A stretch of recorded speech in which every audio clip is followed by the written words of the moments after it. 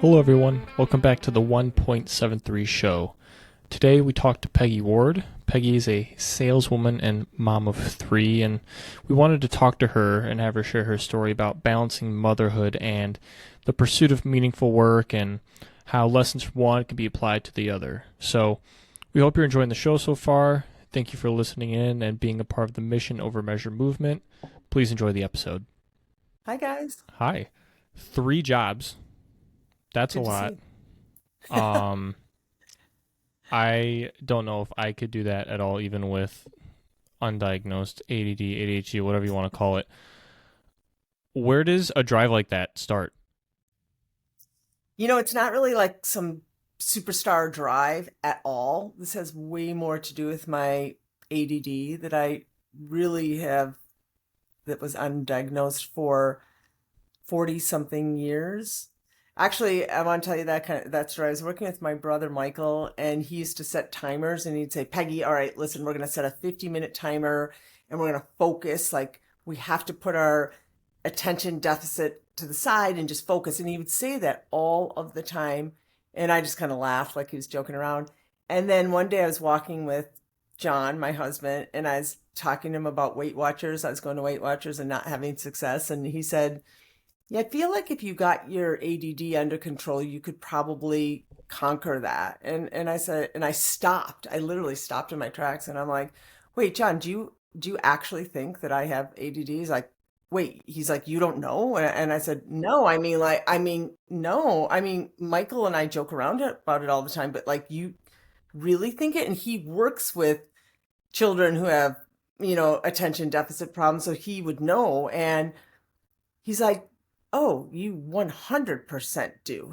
And so I call Michael, and I'm like, Michael, you know how you always say that? I'm like, are you serious? He's like, oh yeah. He's like, we have it. Like, you didn't know this? And so it was really, this is about 15 years ago. And I went to my doctor for a physical, and I told him, because I started, looking it up and everything was like really making sense to me about my childhood and everything. Because when I was really young, like second or third grade, the teacher had my mom take me to the hospital to have a test for epilepsy, to see if I had epilepsy, because she said sometimes I'd kind of stare out the windows. And then when it came back negative, my mom was like, oh, thank goodness. I never had the H component with it, so I was never like hyper, bouncing off the walls, but I just definitely had all the other symptoms, disorganization, yada, yada. So I went to my doctor, and he's like, well, since, you're 40 something, it's just a quick, like, one sheeter. I filled it out. He's like, yep, you got it. And he prescribed me medication. And ever since then, it's like, I'm like winning like President's Club. Like, I'm not kidding you. Like, I honestly give that medication a lot of kudos for success that I've had in my sales jobs. Um, I could never have had 3 jobs. And so it's not really like a go-getter type thing. It's just more, I want financial freedom. And John said he wakes up every day and tries to think how he cannot spend money, because he thinks I'm waking up with the opposite thought, which is not true. I'm not like, I go to Walgreens, and he's like, there's our inheritance. So, I mean, he'll say, there's our retirement. But anyway, and so that's really all it is. I'm willing to work 3 jobs, because an outside sales job, in my opinion, is the easiest job anyone could ever have.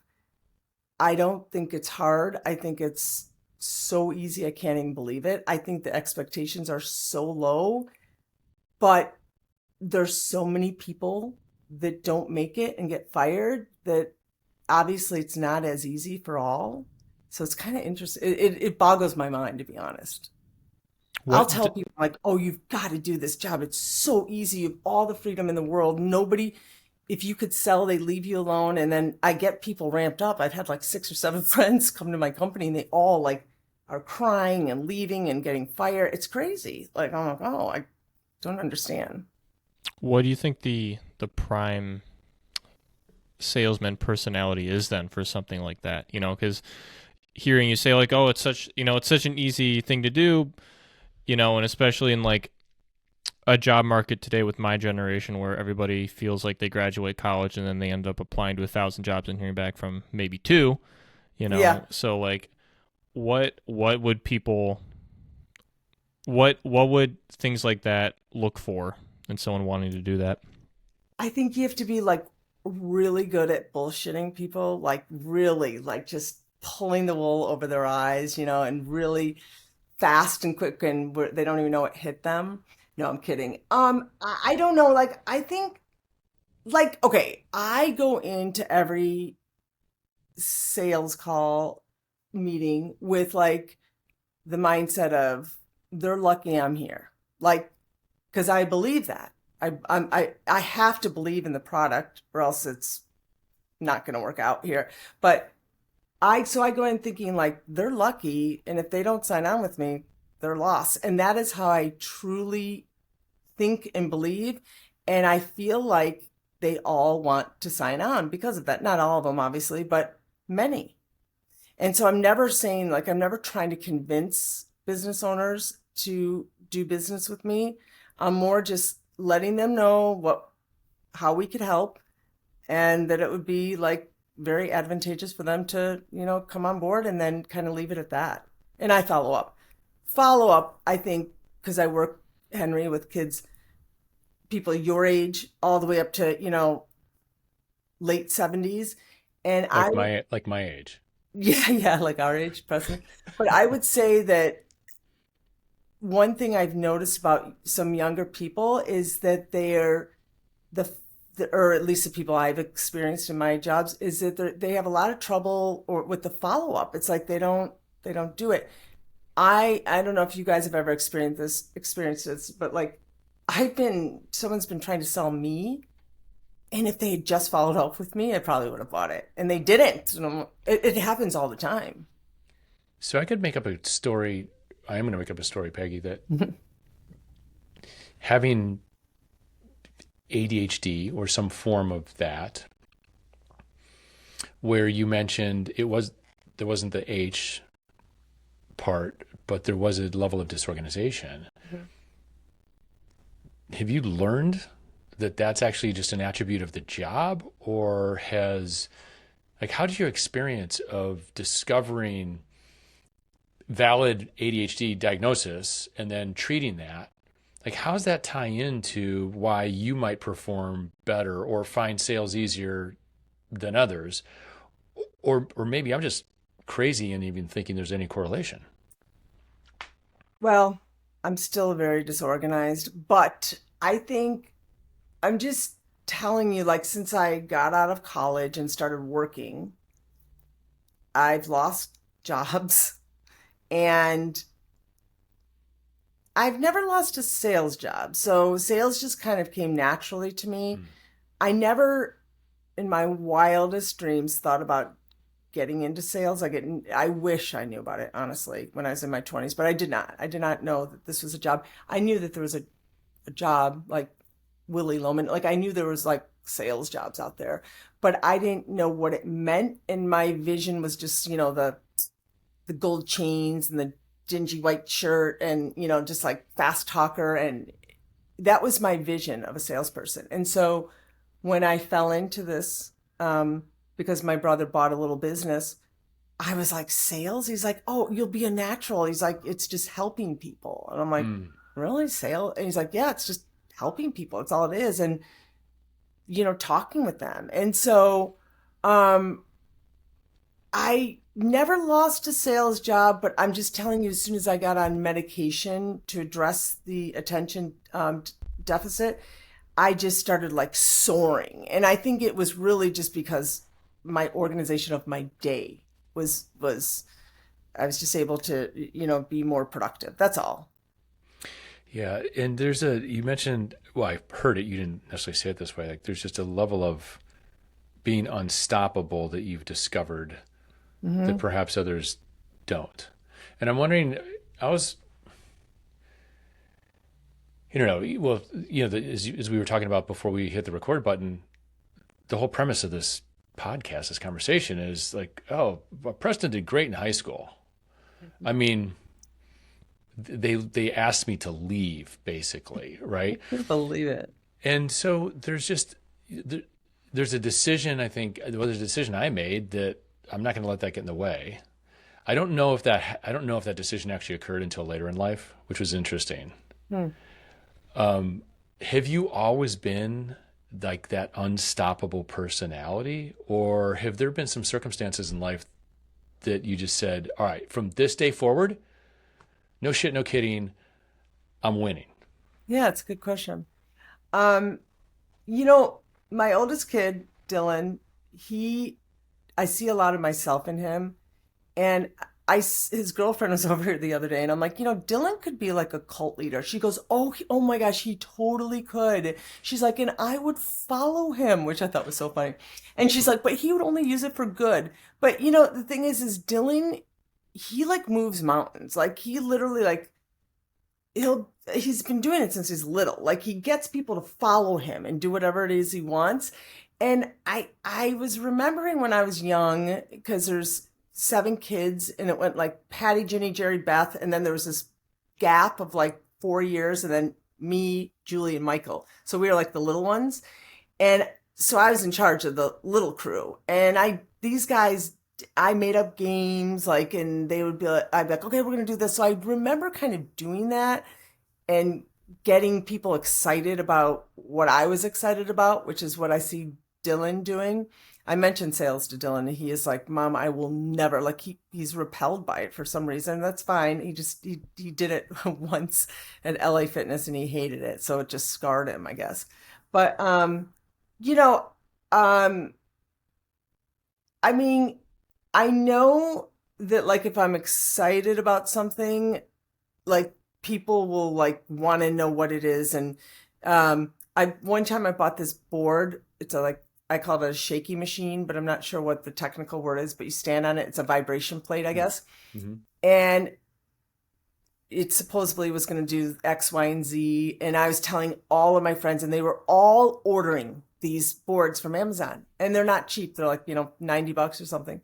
And so anyway, one of my friend's husbands, he goes, hey, are you on the phone with Peggy? I want to talk to her. And he gets on, he goes, Peggy, are you working for that company that vibration? But he's like, not only has Jody bought one, her mother has bought one. Now I'm buying one for my office. And then like when I moved to Park Ridge, when I met you guys, I was talking to a friend's husband, and he was just listening to me about Park Ridge, and he goes, have you ever thought about going into sales? And I'm like, what? And he's like, yeah, I'm about to pack up my house and move to Park Ridge. Like you really like have got me all ramped up about Park Ridge.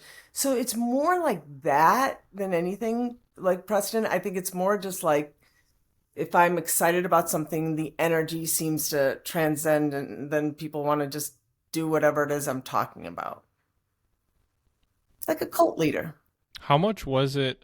Because I know I found myself, looking back, I will absolutely never start something that I have absolutely no interest in. And for better or worse, that's just kind of how I'm wired. So it's like, oh, if I have to do this, if I'm told I have to do this, or if I'm telling myself I have to do this, it's like not going to get done because I don't have any sort of emotional investment in it. So I'm wondering like how much of having an emotional investment in whatever you wanted to sell or do was part of it, on top of just being like, this is the thing I Yeah. want to do. Yeah, I love that because I'm the same way, Henry. Like I have a really hard time motivating if I'm not interested. But and it's not like I'm like, well, I am kind of interested in digital marketing, but it's not like I'm like really interested in marketing. But I am interested in making money. And so I'm money motivated for sure because John's a teacher, and just like Emmy wants to play travel volleyball, and it's very expensive. And there's like things like that I want for my kids, mostly, that really motivate me. And then the fact that I get to like do my own schedule, like these things are what really drive me. I like to be able to take this time out and hang out with you guys and maybe work a little bit tonight, or go play pickleball, as Natalie will laugh, and just do my work whenever I want. Like I make sure that I'm always hitting my quotas but I get to work on my own timeline. And sometimes it's not working at all, which is wonderful. And so it's really that more than what the actual job is that motivates me and makes me happy. Like, I love my life. Like, John gets up every day at 6 a.m, winter, dead of winter. He walks to work now. It's 6:30 in the morning and he's walking to work, and I'm just like, and he's 6 years older than me. I don't know how he does it. Like, that's what I think in my head. I don't know how he does it. Like, I could sleep till 10 if I want, you know? And so, that's really my motivating factor, is just kind of like living my life the way I want to live it. Spending my minutes the way I want to, you know? Did you learn that? Or did you discover it? Well, I mean, I fell into it with the sale. Like, when Michael asked me to work for him, and then when he sold the business, I was like, no. And he's like, Peggy, just go get another outside sales job. And I'm like, no, but it will never be like this. He said, no, they will all be like this. And then he was right. And I was like, whoa, this is crazy. I can't believe this is a job out there. Yeah. Because we aren't taught that. Like, we're not taught the concept of freedom or creating your own schedule. Yeah, that's true. I wasn't. It was, sit in a row, memorize. We're going to test you on your ability to memorize. Yeah. For those of us that could memorize did well. Those of us that didn't. But there's something about, it's interesting because, Henry, you said, Dylan said, like, I'd never want to get into sales. Now, the work he's doing, he may have the same freedom that you do, or that I do, or that Henry does. Yeah. But I wonder how many people just don't actually that want that freedom, but are unwilling to ask for it, or unwilling to do the things that might be required to do so. That is truly like the greatest gift in a career like sales. It doesn't have to only be sales, but truly to be able to wake up every day, Peggy, and to say, I get to call the shots. Mm-hmm. And by the way, along the way, help people, along the way, fulfill on promises to those that you've made promises to, right? Like, I would imagine there's in your world, there's somebody that you report to, so to speak, or that you have to answer to in terms of production. Oh yeah. I mean, and some of those people have not been the easiest, and there's like some BSing going on my end, but for the last 5 years, I've had a really amazing, supportive boss who, I said to him, this is kind of interesting. It's something I never would have done when I was young. I was on the interview and I said, so one thing that's really important to me is my autonomy, my freedom, and no micromanagement. And he just goes, listen, if you can sell, I'll leave you alone. And then so for the first 2 months of the job, there's a lot of contact. He's my manager. He's helping me. But after I started selling, he has really stuck to that word and to his word. And it's been a great relationship. Like, I help him all the time with new people, and he sends us Lou Malnati pizzas, and the job does have some requirements for people who are not hitting their quotas. Like, they have to go into Salesforce and plug in all these, all this data, all these points, and he doesn't make me do any of it. So we have a really great thing going together because I'm making sales, and so that makes him happy, and he's leaving me alone, which makes me happy. And so, it's great. I mean, the reality is what I really wanted to do in my life was do something different. I wanted to do writing and, comedy and, acting and all that. Those were my dreams, but having the kids and John was like way more important than any of that. And so that's why this was a gig for me where I could make great money and be at home with the kids whenever they needed me to be, and like also have all my freedom and all that good stuff. Yeah. That's Yeah. so speaking of family, Hmm. I remember a while back in Chicago going to see, I think it was at Second City, this really Yeah. cool play, Oh, you mean the show? the show Yeah. called Momophobia. Yeah. Will you share with us the origins Um, and where it is now or how it's played out now? so this was before I knew about sales. So I had only worked jobs where I did, get to work, go to work, be there. And I used to walk in my one, I worked at J. Walter Thompson, and I was on the creative team, and it was a great job, I have to tell you. But I had to be there at 9 a.m. and I had a lot of trouble being there at 9 a.m. And my boss used to always look at her watch every time I'd walk in. But after my kids, I took about 5 years off of work. And then when I was going to go back to work, the whole world had changed. Everything became digital. So every ad agency is like, send over your digital portfolio. And I literally had the old school portfolio.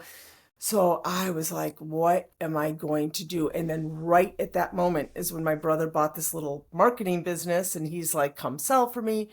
Um, and so I'm working for Michael. I have the two kids at the time, and Janie was just a baby. She was like 9 months or maybe even younger. And I had done stand-up comedy back in my 20s. Even when I was first dating John, I'd go to some open mics and stuff. But so I just started like writing down mom material because there was a lot of it, including funny that Henry's sitting here, but one time I was with Natalie and she was like talking about something about motherhood, just like normal mom banter. But the funny part was every time she was saying something frustrating, she was like pushing Henry so hard on the swing. And I was like really nervous this kid was just gonna fly right out of the seat. I'm like, uh-huh, uh-huh. And we were like new friends, so I couldn't say like, Natalie, watch the kid. But anyway, and so she's just like, and anyway, and pushing the swing. But I don't know if she remembers that. And then later on, we laughed about it. But so I started like just writing down like funny mom things, and there were a lot of them. And I said, John, I'm gonna write a show, and I'm gonna go up on the stage and do it. And he had the most terrified look on his face. And he told me later that it reminded him of when he was 12 and his mom said that she was going to start giving out communion at church. And he was like, Mom, no, like all of his friends would be there and everything. He has the same feeling in his body. Like, it's more like, oh God, like, I hope she doesn't embarrass herself, or I hope, whatever. But anyway, and so I just like, I don't know, you guys, it was the weirdest thing because I was a new mom to my second kid. I was sleep deprived. And I decided that the only time I'd be able to do this would be between 5 a.m. and 7 a.m. That would be my only window. So every day I set my alarm for 5 a.m. and I'd go down to the dining room table and I'd just start writing, writing, writing, writing. And then one day I felt like I had enough. Full circle, but Preston and Natalie came over to the house and we set up some chairs and I just kind of test marketed some of the bits.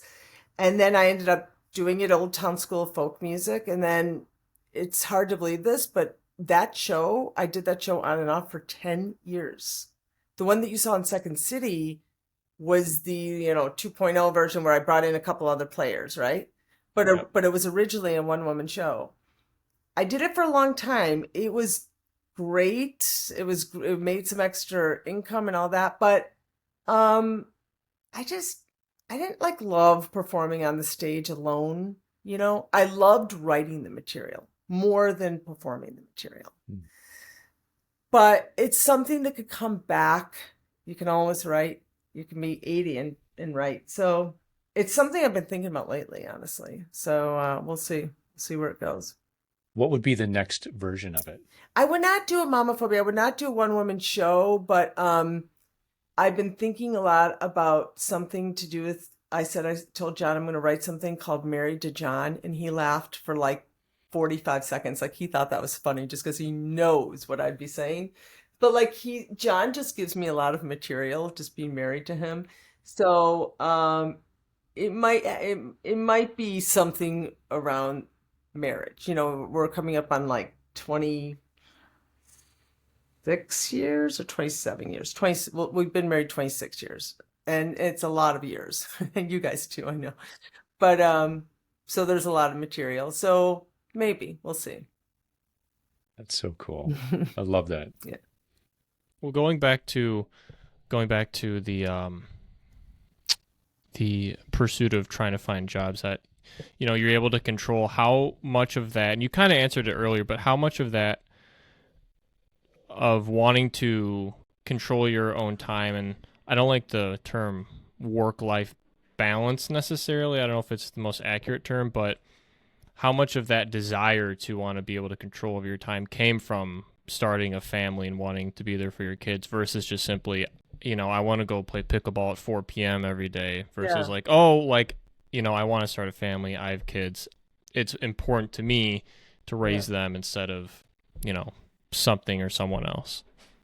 That's a really great question, Henry, because I never really thought about that to put that into um compart compartments. But I think that it's always been in me because I've always had trouble with like the rules of being at school at this time. Or I mean, actually, when I worked at Homer's Ice Cream, I was always on time, but like I didn't like somebody telling me where to be at what time, and that, so, and that must be a Maher thing. That's my maiden name because like everybody in my family has their own business. It's like nobody works for anyone. It's except Michael now is working for Zurich, but he had his own companies for forever. Um, but so that was just kind of in me. But the kids, I think, I would say like 80% or 90% now, like before the kids, I loved my freedom, but having them at home and wanting to be around them and near them and go to the school or pick them up from school and take them to school, those things were just like very important to me. If I could, I would have just maybe have just been at home, but since John was a teacher, we needed more income than that, so it was not doable.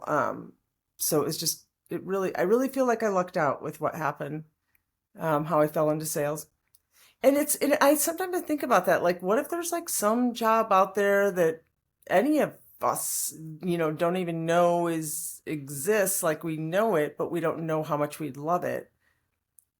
I mean, I think those kind of thoughts all the time, even like with music, like, maybe I'm like I could be a violinist, but I've never picked up one, like that kind of thought. But regarding work, I would say the kids huge, really, really, really big. How'd you find out? In other words, if there is that career, that job that we don't know about, like where would somebody start to just discover it? And Well, go ahead. yeah, well, I was gonna say, I mean, I know you know this stuff, Preston, but like, I was just talking to Janie, she just graduated from college and she's looking for a job.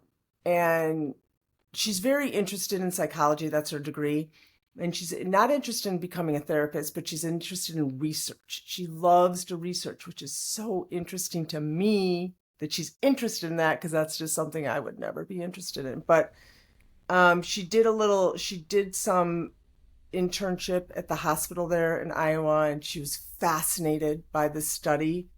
And she would tell me about it with like a lot of great energy, and it was really fun to listen to her. Um, and now she's looking for a job, and it's hard. It's so hard looking for a job. And I prepared her and told her it's a full-time job looking for a job. Um, but anyway, to answer your question, I'll ask her that question that you're supposed to say, like, if you won the lotto and money had nothing to do with anything, how would you want to spend your days? Like, who would you want to help, and where would you want to go? And so I think that those are the questions I try to tell my kids that, like, who do you want to help? Because every job, when it comes down to it, is helping someone. So who do you want to help? And then start there, and then go backwards, like, okay, so then what does that mean? Like, what kind of job could help? If I want to work with children, I want to help children, you could do a million things. You could be a therapist or a teacher, or you could, whatever, it's endless. But so I guess that's what I would say. Who do you want to help? How do you want to spend your days? Yeah, that's so different than,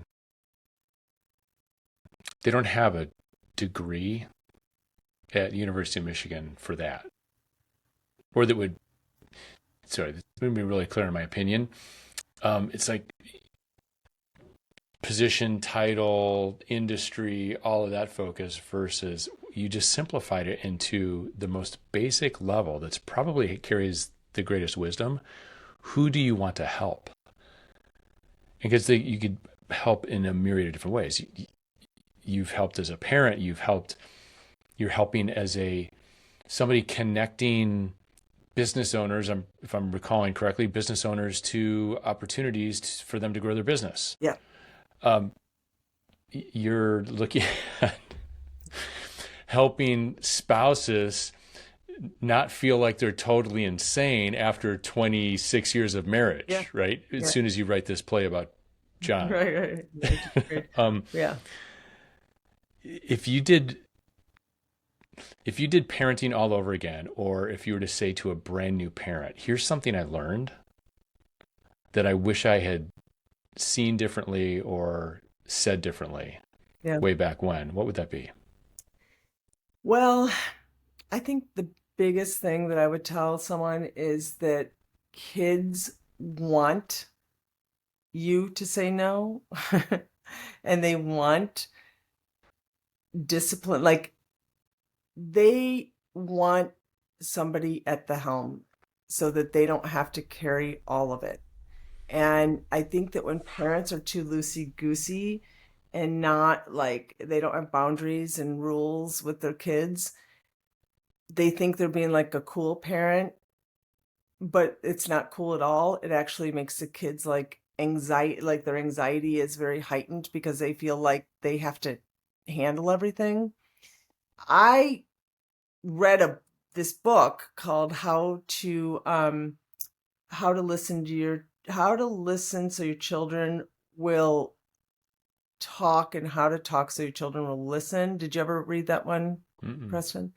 It was 1.73. I didn't learn to read it well, in this school. is imperative, but it was really interesting because it was basically, that book was just basically about like, that book was more about like how to get your children to tell you what's really going on, and then how to help them, guide them. But my biggest advice would be to have like boundaries and don't let them step over them, because even when you're like, no, there's no more ice cream tonight, absolutely no, and they're throwing themselves on the ground, they don't want you to give in.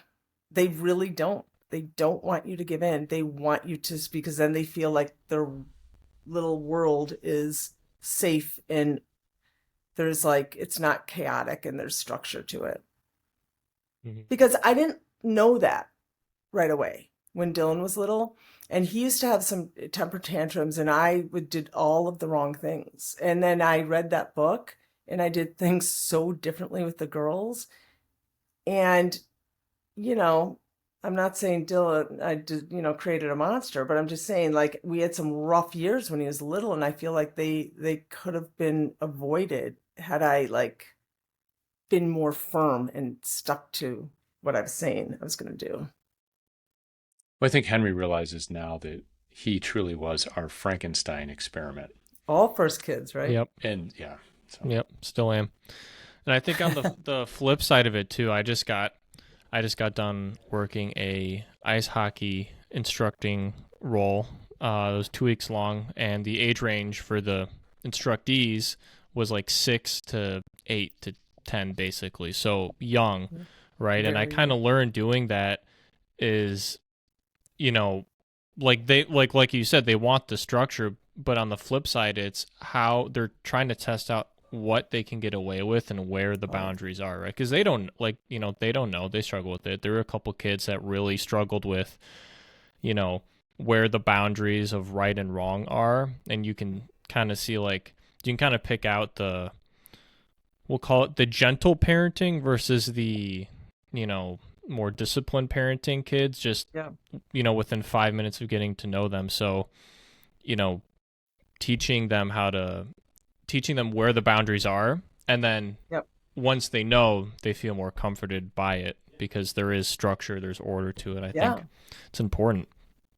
Yeah, like my mom, she just had everything under control. Like I just feel like when we were kids, you just knew that she was going to take care of stuff. If something went wrong, you could go to her and okay, and thank you for sharing that with me. And then she would like make it happen, whatever it is that needed to happen. And I've tried to be that parent for my kids, and I really, really strive. I mean, that's a very important part of my parenting, and I think they would all say that I do that. They feel like even some of Emmy's friends will come to me with stuff, which I think is kind of cool. But yeah, I do think it's important that they feel like somebody's in charge. Somebody is going to, I don't have to take care of everything. Like for you working with those young kids, like if you just let them be a free for all, then they would be, some of them would be kind of nervous because they didn't know, you know, what was supposed to be. hmm And how do you find the balance between, wanting to be the leader of your children, I guess, but not end up, you end up squandering their own self-confidence and their ability to do things on their own? Like, how do you strike that balance? It's a really great question because like it's like just in my DNA to be researching jobs for Janie right now. And I just literally had this thought 2 days ago, Henry. I was starting to send her some like Indeed listings. And then I was like, she's got this. Like, she's so intelligent. She knows what she's doing. She can find her own job. She does not need me to help her do this. And so I just deleted it. But I wanted to send it to her because I saw some cool opportunities. But then what would that tell her? Like that I don't think she could do it on her own? Like you have to be careful, And that's not what I think. I know she can do it on her own. But it's just like as a parent, it's kind of like in you to try to help your kids with stuff all the time. And I do think it could be too much for sure. And then make them feel like you just said, like not confident, like, oh, I can't do this on my, I don't know, like I always felt like I could handle anything. As soon as I moved out of the house, I felt very, very confident. I remember when I moved out, my mom said, "Well, then you're done. We're done. Like we're not supporting you anymore financially." And I'm like, "All right." And I did not have my college degree yet, and I was moving to Arizona. It was just a decision I made, and I just had to make it happen. I had to go to school full time, get a waitressing job. I did everything on my own, but honestly, if my parents had kept like giving me money, I just don't think I would have gone as far or built my self-confidence up as I did. Peggy, I'm curious, how is parenting, being a parent, translated to your sales role?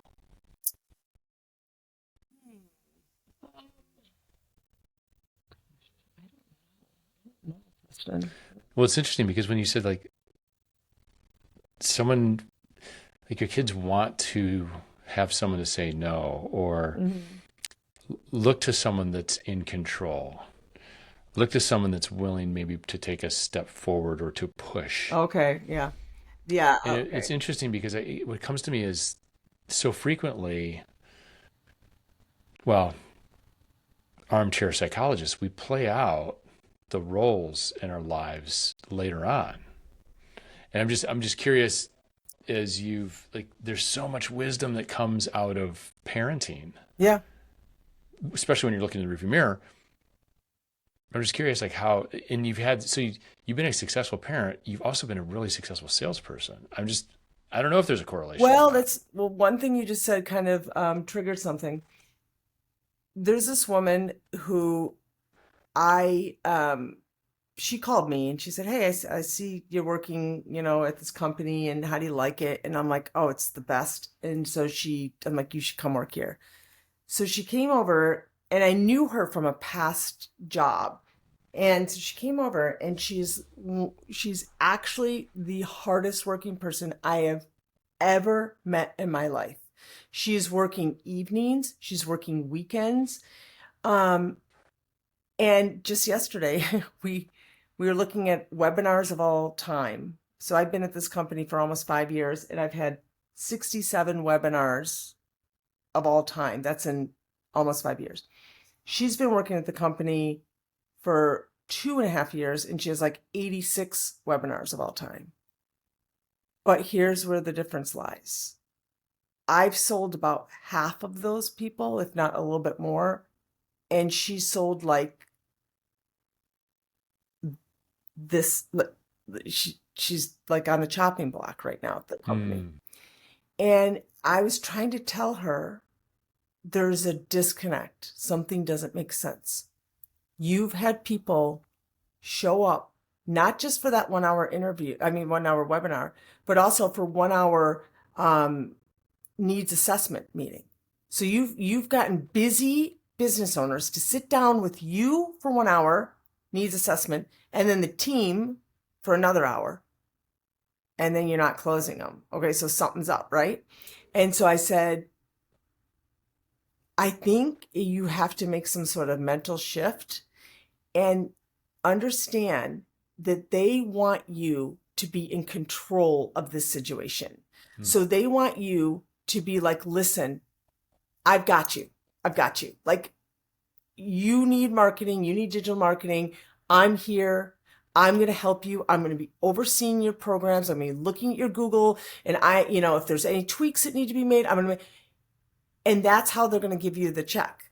But if you're just saying like, "Hey, Bob, what do you think?" And then he's like, "Well, I got to think about it and talk to my partner." He's gone. Bob's gone. He's gone, and the next sales guy is going to get Bob and help him.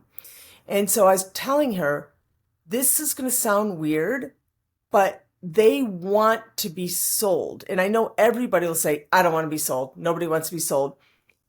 It's true and it's not true. It's true nobody wants to be sold because they're like, can't sell me, whatever. But they do want to be sold that you are really going to help them. And so in that way, I would say that would be my answer to your question, because it's similar to like raising the kids. Like, they want to feel like mom's got this, dad's got this. And as a salesperson, Peggy's got this. She's going to look out for us and make sure that our marketing dollars are being utilized most efficiently. And I believe in her. I'm not so sure about the company. I've read some bad reviews, but I believe in her, and so that's what I was just trying to tell this woman, that is my, my advice. And she's just like, she doesn't see it like that. Sometimes people think, she goes, "Don't you ever feel bad that you're taking the money from them?" And I'm like, oh my gosh, I've actually that's never even crossed my mind. Like, I don't think of it like that. Like, I don't think that I'm taking money from them. I think that like I'm actually bringing them money. Like, my job is to bring them more business, not take their money. So the fact that she was just thinking like that, I think that's where the problem is. Yeah, it's such a great corollary. In fact, I just had a call earlier today, and I realized fundamentally that was what this group was asking of me. They were looking for the reassurance of, do you have our back? If we say yes, will you have our back? And for better or worse, I don't think our kids have an opportunity to say yes or no. They're just like, "Hey, sorry, I'm your parent. That's all you got. Done deal." Yeah, this is it. And at the same time, there is the correlation, right? And that's those that are listening that aren't parents shouldn't. I'm not insinuating that they're not going to have success. It's another nuance to, in a successful sales career. It's probably not going to be about your product. It's not going to be about the company you represent. It's like, can you communicate to that person who's got a problem that you are going to stand by them in making sure the solution works? Yeah. And try your best, and sometimes it's not a fit, but at least we're going to, go to bat for you, and we're going to work together on this. And really, I do think that that's what they're looking for. And if you don't give them that vibe that you're going to be able to help them and that you've got this, they're not going to sign on. I think that's a good place to wrap things up. Peggy, thank you so much for being a part of this podcast. I really enjoyed the conversation. This was really great. You are our first official woman podcast guest, so Really? I hope there's some form of honor in that, and you didn't just waste your time with. No, this was so much people, fun. 45 Wow, that's minutes. cool. No, you guys, I think this is a great, fantastic forum you have here, and I'm excited to listen to everyone before me and everyone after me. So, congrats.